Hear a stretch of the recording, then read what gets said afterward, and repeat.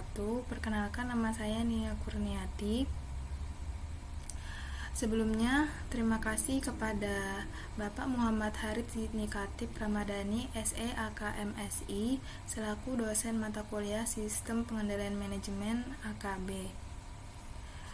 Di sini, saya akan menjelaskan materi analisis kasus transfer pricing pada PT Coca-Cola Indonesia CCI.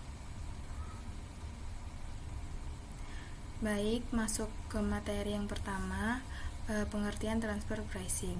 Transfer pricing atau penentuan harga transfer adalah kebijakan perusahaan dalam menentukan harga suatu transaksi, barang, jasa, atau aset tidak berwujud antara pihak-pihak yang mempunyai hubungan istimewa. Dalam prakteknya, transfer pricing diartikan sebagai upaya untuk memperkecil pajak dengan cara menggeser harga atau laba antar perusahaan dalam satu grup. Oleh otoritas pajak, transfer pricing dianggap sebagai upaya penghindaran pajak atau tax avoidance. Apabila penentuan harga dalam transaksi antar pihak yang dipengaruhi hubungan istimewa dilakukan tidak sesuai dengan ketentuan perpajakan.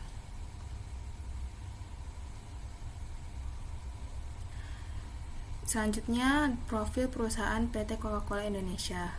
PT Coca-Cola Indonesia merupakan perusahaan yang bergerak di bidang produksi, distribusi, dan pemasaran minuman ringan non-alkohol di Indonesia. Perusahaan ini merupakan bagian dari perusahaan global The Coca-Cola Company yang berkantor pusat di Atlanta. Coca-Cola telah hadir di Indonesia sejak tahun 1927 dan terus berkembang dengan jaringan produksi serta distribusi yang luas di berbagai wilayah Indonesia. Perusahaan ini memasarkan berbagai produk minuman populer seperti Coca-Cola, Fanta, Sprite, Fresti, Minute Maid, serta Ades yang didistribusikan ke berbagai daerah di Indonesia. Baik, masuk ke kronologi kasus.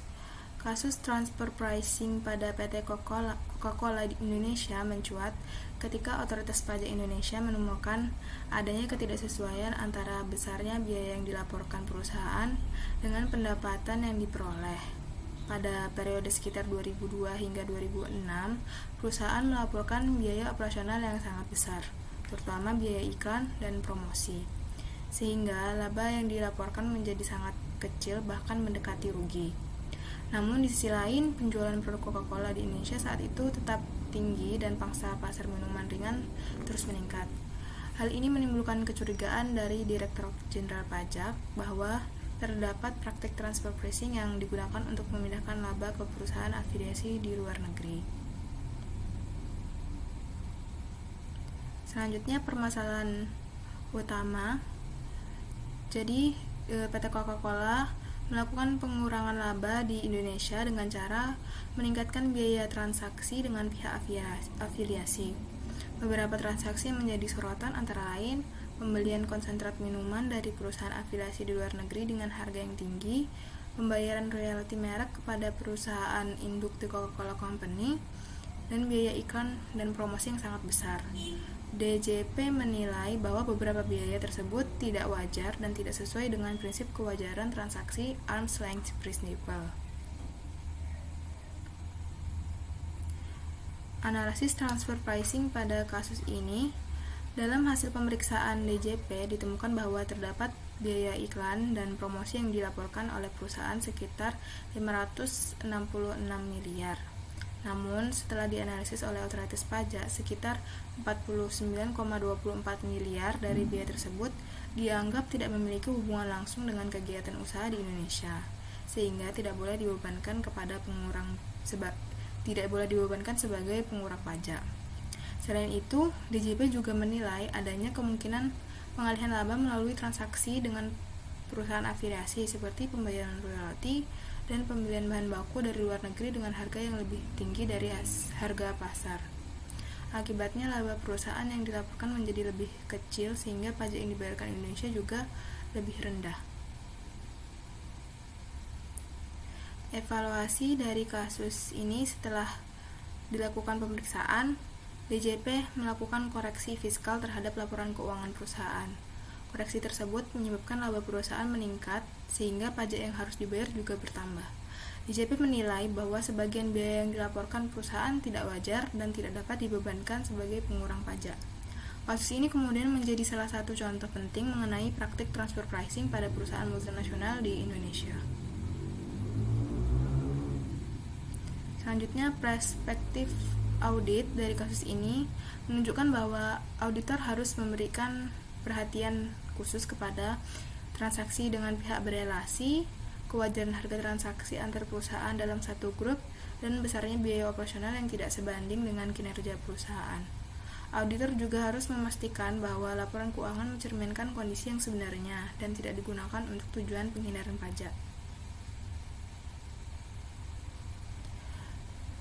Teknik audit untuk mengidentifikasi praktik transfer pricing antara lain, yang pertama comparability analysis, yaitu membandingkan harga transaksi perusahaan dengan harga pada perusahaan sejenis di industri yang sama. Yang kedua, analisis rasio keuangan, misalnya rasio laba terhadap penjualan dibandingkan dengan perusahaan lain dalam industri minuman ringan. Yang ketiga, pemeriksaan transaksi pihak berelasi. Auditor memeriksa kontrak dan transaksi antara perusahaan dengan afiliasinya. Yang keempat, ada review dokumentasi transfer pricing. Memastikan perusahaan memiliki dokumentasi yang menjelaskan metode penentuan harga.